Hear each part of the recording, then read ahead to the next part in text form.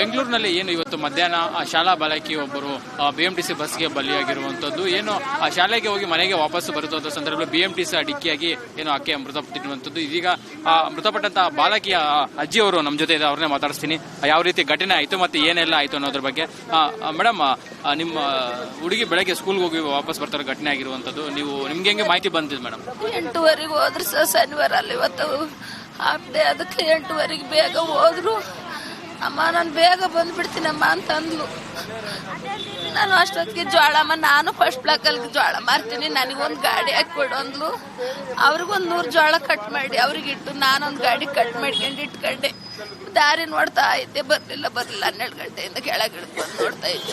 ಅಷ್ಟೊತ್ತಿಗೆ ಫೋನ್ ಮಾಡಿದ್ರು sir, accident ಐತೆ, ಬಸ್ ತುಳಿದಾಗಿದೆ. ನಿಮ್ಮ ಮಗನ ಮತ್ತ ಸೊಸೆ ಆಗ್ಬೇಕಾ ನಿಮ್ಗೆ? ಅವರು ಮಗ ಸೊಸೆ ಸರ್. ಎಷ್ಟು ಜನ ಮಕ್ಳು ಅವ್ರಿಗೆ? ಮೂರು ಜನ ಸರ್. ಹೆಂಗೆ ಜೀವನ ಹೆಂಗ್ ಮಾಡ್ತಾ ಇದ್ರು ಅವರು? ಎಲ್ಲಿದ್ರು ವಾಸ? ಜೋಳ ಮಾರ್ತಿದ್ರು ಸರ್, ಫಸ್ಟ್ ಬ್ಲಾಕ್ ಅಲ್ಲಿ ಬೋಯಿಪಳ್ಯದಲ್ಲಿ ಜೋಳ ಮಾರ್ಕೊಂಡು ಅಲ್ಲಿ ಮಾರ್ಬೇಕು, ಅಲ್ಲಿ ಕಟ್ಟಬೇಕು, ತೋರ್ಬೇಕು ಸರ್. ಜೋಳದಲ್ಲಿ ಇನ್ನೇನು ಉಳಿಯುತ್ತೆ ಸರ್ ನಮಗೆ?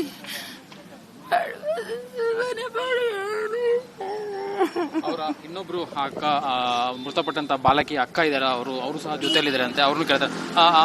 ಅಮ್ಮಿ, ನೀವು ಸಹ ಅಲ್ಲಿ ನಿಮ್ಮ ಅಕ್ಕ ತಂಗಿ ಜೊತೆ ಇದ್ರ? ನೀವು ಕ್ರಾಸ್ ಮಾಡ್ತಾ ಇದ್ರಿ, ಹೆಂಗಾಯ್ತು ಅದು?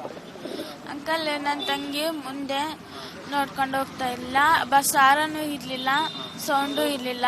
ನನ್ನ ತಂಗಿ ಹೋಗ್ತಿದ್ರು, ಟ್ರಾಫಿಕ್ ಆಗ್ತಿದ್ದು, ಬಸ್ ಸ್ಪೀಡಲ್ಲಿ ಇತ್ತು. ಅಂಕಲ್ ಮುಂದೆ ಬಂದ್ಬಿಡ್ತು, ನನ್ನ ತಂಗಿ ಹಂಗೆ ಡ್ರೈವರ್ ಸ್ಪೀಡಲ್ಲಿ ಇತ್ತಾ ಹೆಂಗೆ ಅಂತ? ಬಸ್ ಸ್ಪೀಡಲ್ಲಿ ಇತ್ತು, ಬಾರನು ಮಾಡಿಲ್ಲ, ಸೌಂಡು ಇಲ್ಲ ಸರ್. ನನ್ನ ತಂಗಿ ಬೇಕು ಸರ್ ನನಗೆ. ಬೆಳಗ್ಗೆ ಎಲ್ಲ ಒಟ್ಟಿಗೆ ಸ್ಕೂಲ್ಗೆ ಹೋಗಿದ್ರಾ? ಸರ್ ಮತ್ತೆ ಸ್ಕೂಲ್ ಮುಗಿಸ್ಕೊಂಡು ಮನೆಗೆ ಹೋಗ್ತಾ ಇದ್ರಿ? ಮನೆಗೆ ಹೋಗ್ತಾ ಇದ್ವಿ. ಏನೆಲ್ಲ ಮಾತಾಡ್ಕೊಂಡಿದ್ರ ಬೆಳಗ್ಗೆ ಹೆಂಗ್ ಹೋಗ್ಬೇಕು ಮನೆಗೆ, ಸ್ಕೂಲ್ ಅಂತೆಲ್ಲ? ಹೆಂಗಿದ್ರು ದಿನ ನೀವೆಲ್ಲ? ಚೆನ್ನಾಗಿದ್ವಿ, ಗುದ್ದಾಡ್ಕೊಂಡೆಲ್ಲ ಇದ್ವಿ. ಈಗ ತುಂಬಾ ಮಿಸ್ ಮಾಡ್ಕೊಂತ ಇದ್ರೆ ನಿಮ್ಮ ತಂಗಿ? ಅವರು ಇನ್ನೊಬ್ರು ಅವ್ರ ತಂದೆ ಇದ್ದಾರೆ, ಅವ್ರ ತಂದೆನೂ ಸಹ ಮಾತಾಡಿಸ್ತೀನಿ ಯಾವ ರೀತಿ ಘಟನೆ ಆಯಿತು. ಯಾಕಂದ್ರೆ ಪ್ರತಿನಿತ್ಯ ಅವರು ಜೋಳ ಅನ್ನ ಮಾರಾಟ ಮಾಡಿಕೊಂಡು ಮಗಳಿಗೆ ಆಕ್ಸಿಡೆಂಟ್ ಆಗಿ ಅಂತ. ನಿಮ್ಗೆ ಎಷ್ಟೊತ್ತಿಗೆ ಗೊತ್ತಾಯ್ತು ಯಾವ್ದ್ರಿಂದ ಆಕ್ಸಿಡೆಂಟ್ ಆಯ್ತು? ಅದೇ ಚಾರ್ಜರ್ ಎಲೆಕ್ಟ್ರಿಕ್ ಗಾಡಿಯಲ್ಲಿ ಆಕ್ಸಿಡೆಂಟ್ ಆಗಿದೆ ಅಂತ ನನ್ನ ಮಗಳಿಗೆ ಫೋನ್ ಮಾಡಿ, ಯಾವ ಬಸ್ ಅಂತ ಹೇಳಿಲ್ಲ, ಅಪ್ಪ ಜಲ್ದಿ ಬಾರಪ್ಪ, ಐಸು ಇಲ್ಲ, ಕೈ ಸಿಕ್ಲಿಲ್ಲ, ಬಾರಪ್ಪ ಅಂತ ಇವಳು ಫೋನ್ ಮಾಡಿದ್ಲು ನನ್ನ ಮಗಳು, ದೊಡ್ಡ ಮಗಳು. ಅಷ್ಟೇ, ನಾವು ಅಲ್ಲಿದ್ದರೆಲ್ಲ ಚಲ್ಲಪಿಲ್ಲಿ ಆಗಿ ಒಡ ಬಂದು ಅಂಗಡಿ ಅಲ್ಲೆಲ್ಲ ಏನೇನಿದೆ ಅಲ್ಲೆಲ್ಲ ಬಿಟ್ಟು ಸೀದಾ ಒಡ ಬಂದಿದ್ದು. ಈ ಹಾಸ್ಪಿಟ್ಲ್ ಎಲ್ಲಿತ್ತು ಏನಂತ ಗೊತ್ತಿಲ್ಲ, ಕೈ ಕಾಲು ಏನು ಆಡ್ತಾ ಇಲ್ಲ ಸರ್. ಅವಾಗ ಯಾರೋ ಅಡ್ರೆಸ್ ಹೇಳಿದ್ಕೆ ಆಟೋದವ್ನು ಕರ್ಕೊಂಡಾಗ ಅಲ್ಲಿ ಬಿಟ್ಟಿದ್ದೆ ಸರ್, ಅಷ್ಟು ಮಾತ್ರ ಆಟೋದವ್ನು ಮಾಡಿದ್ ಸರ್. ಪಾಪ.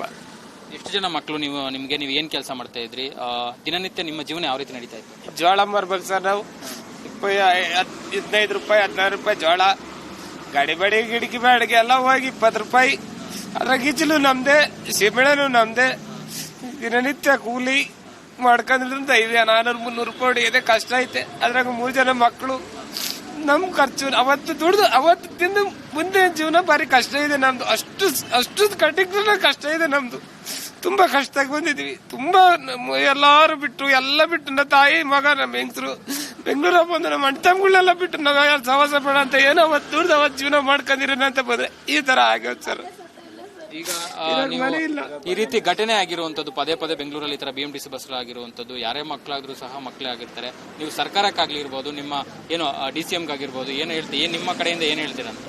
ನಮ್ ಕಡೆ ನೋಡ್ಕೊಂಡು ಗಾಡಿ ಓಡಿಸಲ್ಲ ಸರ್. ನಾನು ಈ ನಮ್ಮ ಹುಡುಗಿಗದಲ್ಲ, ಪ್ರತಿಯೊಬ್ಬರಿಗೂ ಇದೇ ತರ ಆದ್ರೆ ನಾವು ಅವತ್ತು ದುಡ್ಕೊಂಡು ಅವತ್ತು ತಿನ್ನೋರಿಗೆ ಮುಂದಿನ ಕತೆ ಹೆಂಗೆ, ನಮ್ ಜೀವನ ಹೆಂಗೆ?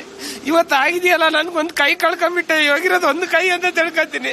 ಮುಂದಿನ ಕತೆ ಏನ್ ಮಾಡೋದು? ನಾನು ಒಂದು ಕೈಯಲ್ಲಿ ಏನ್ ಮಾಡಕ್ಕಾಗತ್ತೆ? ಯಾವ್ದೇ ಕೆಲಸ ಕಾರ್ಯ ಆದ್ರಪ್ಪ ನಾನು ಮಾಡ್ತೀನಿ, ಅವ್ರಿಗೆ ಹೇಳ್ಬೇಡ ನಾನ್ ಮಾಡ್ತೀನಿ, ಗಂಡಸ್ತರ ಬಂದು ನನ್ನ ಹತ್ರ ಕೆಲಸ ಮಾಡಲು. ಇವಾಗ ಯಾರು ಮಾಡ್ತಾರೆ? ಅವ್ರು ಬೇಡ ನಾನ್ ಮಾಡ್ತೀನಿ ಕಣಪ್ಪ, ನಾನ್ ದುಡಿತೀನಿ ನಿನ್ ಜೊತೆ, ನಿನ್ ಸತ್ರ ಇವ್ರು ಯಾರು ಬೇಡ, ನಾನ್ ಸಾಕ್ತೀನಿ ಕಣಪ್ಪ ನಿಮ್ನ, ಇವ್ರು ಸಾಕದ್ ಬೇಡ ನಾನ್ ಸಾಕ್ತೀನಿ ಅಂತ ಎದೆ ತಟ್ಕೊಂಡ್ ಹೇಳಲ್ಲ ಅವಳು. ಇವಾಗ ಎಲ್ಲಿ ಸರ್? ನಿಮ್ಗೆ ಸ್ಥಳೀಯವಾಗಿ ಶಾಸಕರು ಸಹ ಬಂದು ಸಹಾಯ ಮಾಡಿದ್ರು ಅಂತ ಸಹ ಕೇಳ್ಪಟ್ಟು ಬಂದಿದ್ರೆ, ನಿಮ್ಗೆ ಏನಾದ್ರು ಹೇಳಿದ್ರೆ ಸಾಂತ್ವನ? ಮುಂದಿನ ಮುಂದೆ ಹೆಂಗೆ ತಗೊಂಡು ಹೋಗ್ತಾರೆ ಬಾಡಿ? ಇಲ್ಲ ಸರ್, ಅವ್ರು MLA ವೈಫ್ ಬಂದಿದ್ರು, ಬಂದ್ಬಿಟ್ಟು ನಮ್ಮ ಹತ್ರ ಹಾಸ್ಪಿಟಲ್ ಮಾತಾಡಿ 3 ದಿವಸ ಯಾವಾಗ ಬರ್ತೀರಿ ಅಂತ 3 ದಿವಸ ಬಿಟ್ಟು ಬರ್ತೀವಿ, ಮುಂದಿನ ಸಹಾಯ ಏನಿದೆ ಅದು ಮಾಡೋಣ, ಕಾನೂನು ರೀತಿಯಾಗಿ ಮಾಡೋಣ, ಮುಂದೆ ಬನ್ನಿ ನಿಮ್ದೇನಿದೆ ಅದು ಮುಗಿಸ್ಕೊಂಡಂತ ಮೇಡಮ್ ಅವ್ರು ಬಂದು ನಮಗೆ ಹೇಳಿ ಮಾಹಿತಿ ಕೊಟ್ಟರು.